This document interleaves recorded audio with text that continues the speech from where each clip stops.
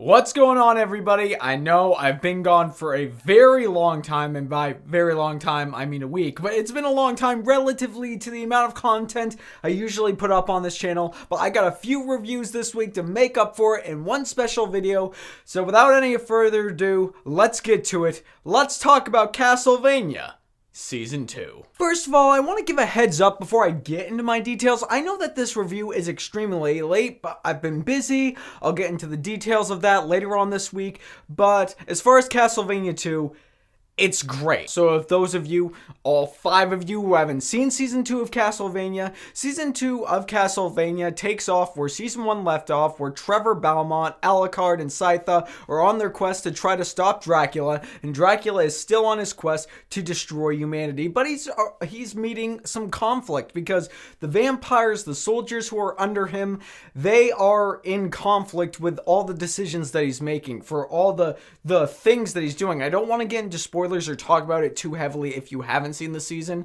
but overall, this season, you know, the funny thing is I wouldn't actually even say that Castlevania Season 2 is Season 2 of Castlevania. I consider Season 1 and Season 2 to be Season 1 of Castlevania. It's really one season in my opinion, because Season 1 was only 4 episodes, and while I thought that season was fine, you put those episodes with the 8 episodes that we get in Season 2, and it's an amazing show. Not only is it the best video game adaptation that we've ever had, and just as a heads up, I've never played any of the Castlevania games, for those of you who are aware. Now you know that, so we can move forward. And what did I like about Season 2?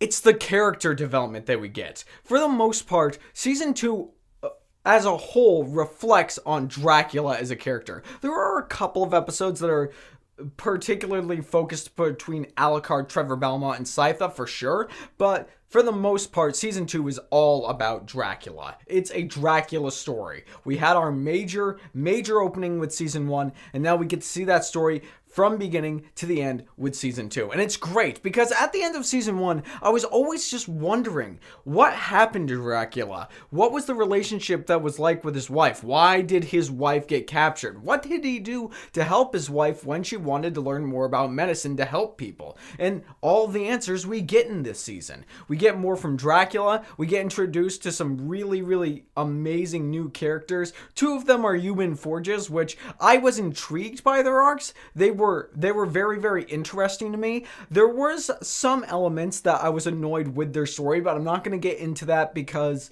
once again, I don't want to spoil it for you guys. But there were just some elements that kind of slowed down or bored me.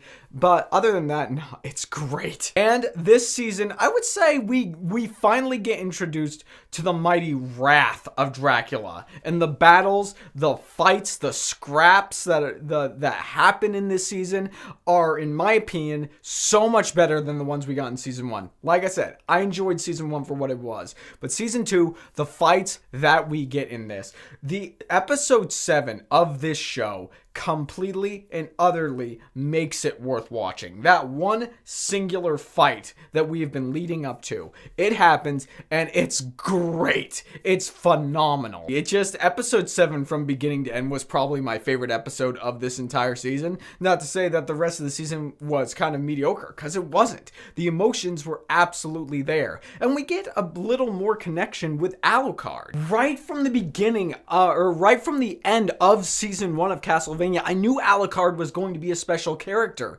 but I didn't know he was going to be my favorite character in the entire show. I thought it would have been Dracula or Trevor Belmont, but no. Honestly, from the introduction of Alucard that we get to the rest of his arc that we get in this season, Alucard became my favorite character in the entire show, and it's because of him. There were certain things that happened that almost brought me to tears when it came to Alucard. And it was so great. It's so great to finally see a video game adaptation that isn't just good, that isn't just okay or mediocre. This Castlevania show is putting a story forward. It's not a show, and it's not like a movie where we have a bunch of Easter eggs from all walks of life, from every kind of material you can imagine to make fanboys happy. Castlevania on Netflix is not only a great video game adaptation, it's a great show in general. If there are issues that I have with Season 2, it's only that the last episode of the season, although I did enjoy it for what they were trying to do, it feels like a setup for season 3, and I'm excited to see what happens next, but that's really my only issue with it. And then again, it's not a bad episode. At the end of the day, guys, season 1 and season 2 of Castlevania is phenomenal. Is it like a high-end Oscar stakes amazing greatness of a show? No, there are certainly some issues in this show. I can't say that it's like Oscar caliber or that it's like over the top amazing. It's not like watching Avatar: The Last Airbender is what I'm trying to say. Although later on it might very well be if this show continues the way it's going. This show is phenomenal. This show is amazing. It's a very mature show, so leave your kids at home.